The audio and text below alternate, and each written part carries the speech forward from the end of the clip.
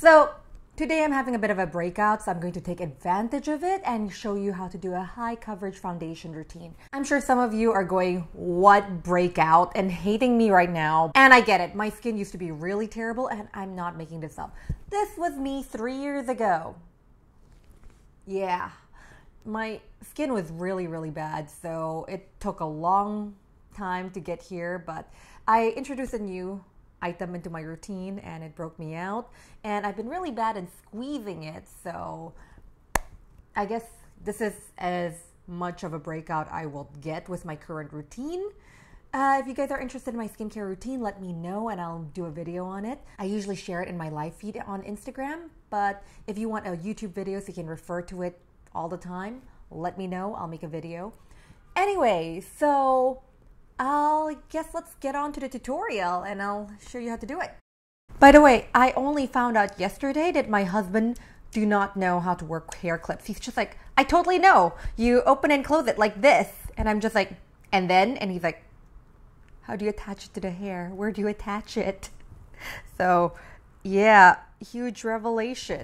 So first thing to remember when you're breaking out, clearly your skin needs extra care, so make sure your brushes are clean. If you haven't washed them for a while, please wash them. And if you're crazy like me and have a baby sterilizer, do sterilize them. I know, I'm kind of nuts, but you saw how my skin was. It took a lot of work to get where it is, so I'd like to maintain it this way. Second, okay, I've washed my hands. Always approach your skin with clean hands.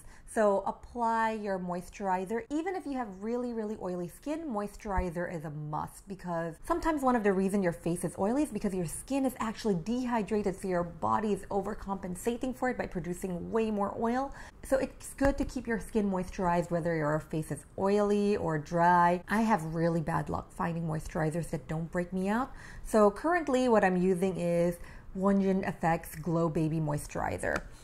I do like it because it does moisturize my skin very well and it doesn't break me out.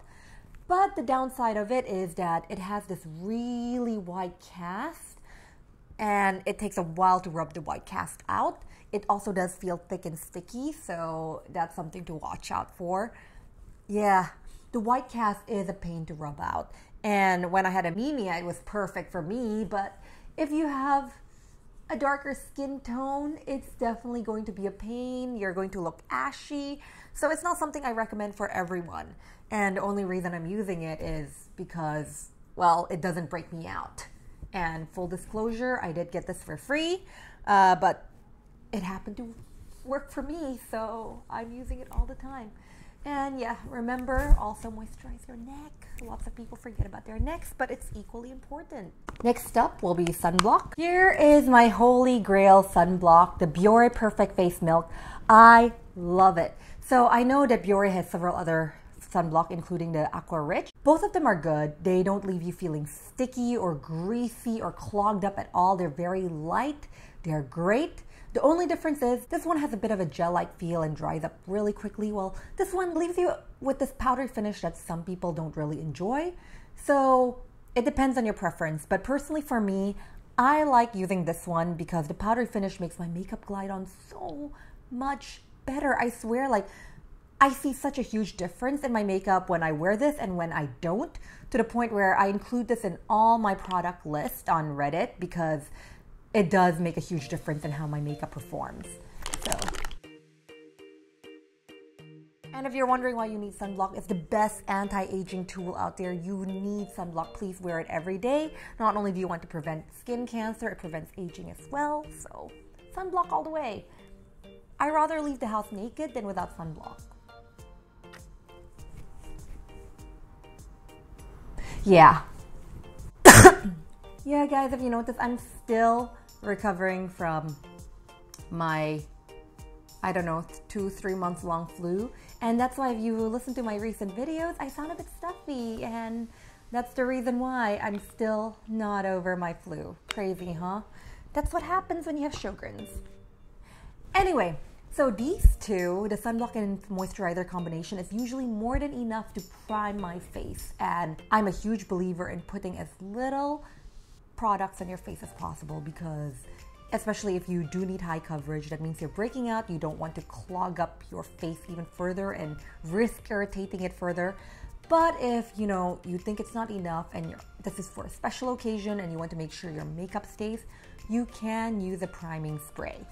My current favorite is Scandinavia's priming spray, and as well as their setting spray. But I did receive a new priming spray recently from Biss, as well as a fixing spray from Absolute New York, and I haven't given them a try yet. So I guess I'll try using them now to give them a try, but don't worry, I'll put the review in a separate video so it doesn't clog this video up.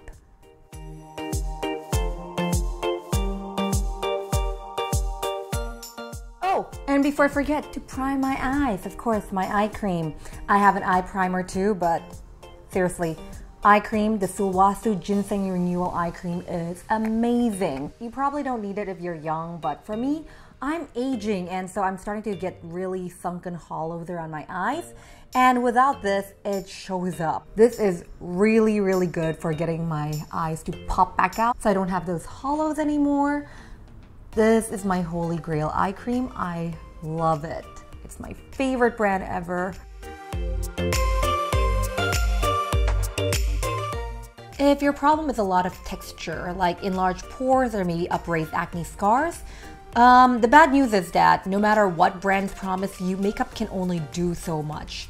You will always have texture. There's really no way of getting rid of it with makeup. You can make it less obvious, and one product that works for me for hiding my larger pores is this Benefits Professional. It's not going to be a magic cure-all solution. If your pores are really large, it's not going to help much. But if you have just slightly enlarged pores, you can use this. I got a sample ages ago. I still haven't gone through it because, again, I don't like putting too much stuff on my face. If it's for a special occasion, though, why not? But really, it's best not to put too much things on your face if you're breaking out. So I'm just going to apply it to the sides of my nose and my nose where I have enlarged pores and leave the rest of my face alone.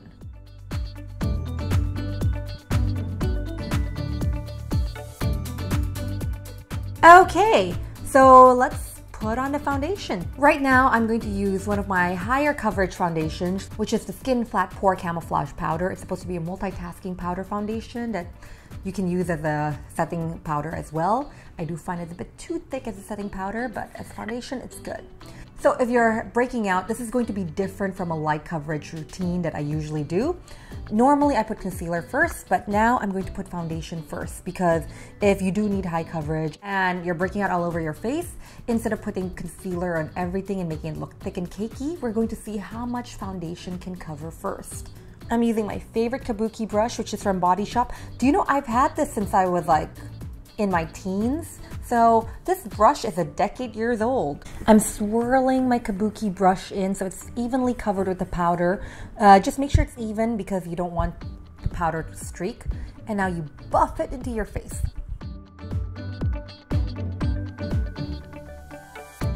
And then just keep buffing, let it melt into your skin. And once again, if you have spots of skin that's pretty good, like for example, my forehead doesn't really need coverage, you can skip the coverage, you know. You don't need to cover your entire face with it, just the parts where you're breaking out.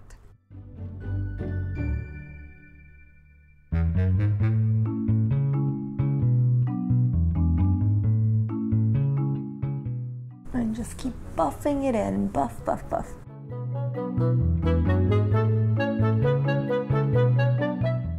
Is this a bit too pink for me?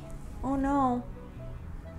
Yeah, so, you know, I had anemia recently and that's been really wreaking havoc on my face. It made me bleach out, so a lot of my foundations don't really match anymore. But, you know, we'll work with this. I'll spread it a bit to my neck just to even things out. This is already covering up quite a lot of flaws. As you can see, a lot of the spots on the side of my face is gone. There's still a bit more. And this is where your color correcting concealer will come in. Some people have the misconception that To hide your flaws, you just have to layer more and more concealer, and you just look for higher coverage concealer. But that just makes your coverage look extremely, extremely cakey. So what you need is actually a color correcting palette. My favorite is Makeover. It's a local Indonesian brand. It's a drugstore brand, but one of the best color correcting palettes there are. I've tried color correcting palettes that are way more expensive, and this is my favorite. Seriously, so if you're Indonesian, go get it. It's affordable and really good. They've got lavender to correct sallowness, green to counter any redness, orange for under eye, a darker concealer, and a lighter concealer. If you're a lighter, warm tone skin tone, you can actually use this for contouring too. So the orange is a bit too bright for me, so I normally mix it with the normal concealer.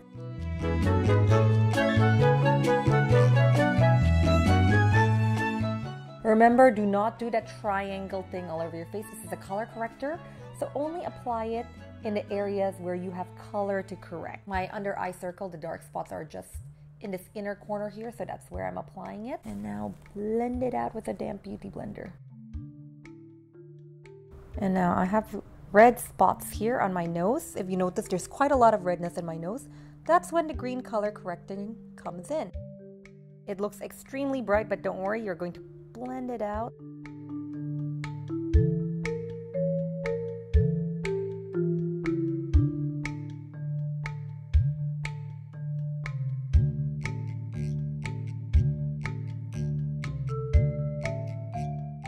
And only after you've gotten rid of all the red, that's when we're going to go in with the regular concealer if there's still any more dark spots. And just be very patient with this, you know.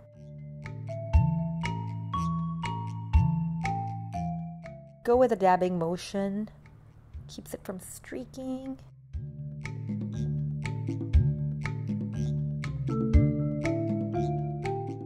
For just regular dark spots, the normal concealer works.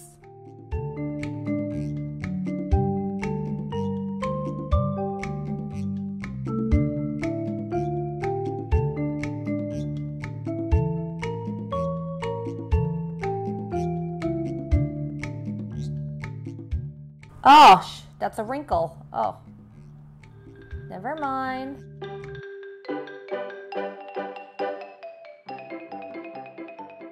Now, I'm going to further lift up my under eye by applying this in streaks, like little streaks. So keep it fluffy. Now I'm going to do the triangle thing. Basically, when you smile, it's upraised. It makes this kind of triangle. Yeah, you apply the lighter concealer there. It's going to help lift your under eyes and make you look less tired. Keep the lines fluffy. You don't want to have too much to blend out. Just use your sponge. And there you have it. I'll do a more in-depth tutorial on how to cover up the under eyes. I'll post it soon. So now that we're done concealing, we're going to set it with powder.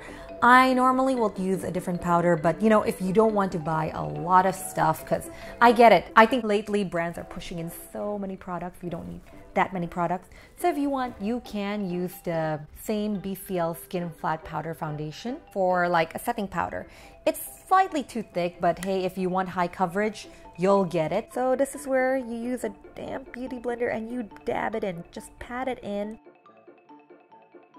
Remember, damp beauty blender. Make sure you squeeze all the water out so it's not soaking wet. And like, you know, rub it in tissue too, but make sure it's at least expanded. You want it expanded. And again, you dab, dab, dab. Just keep dabbing. Wow, my face looks so flawless. I don't naturally look like this. Oh, I missed some spots. Let me conceal them.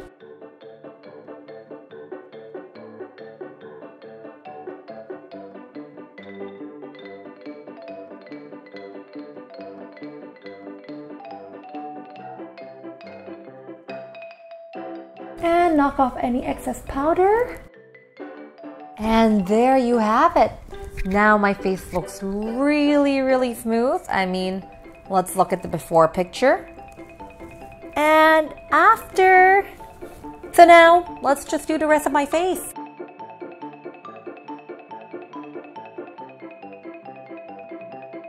So brows are done.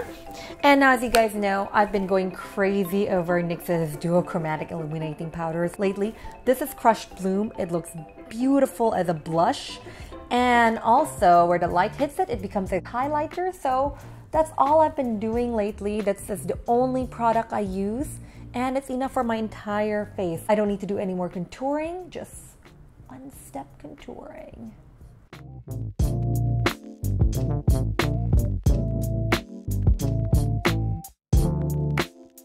There we go. And that's it. So that's my high coverage foundation routine. I hope you enjoyed this tutorial, and let's check out the before and after. Thank you so much for watching this entire tutorial, and if you enjoyed it, please feel free to like, share, and subscribe, and thank you so much. See you next time. Bye.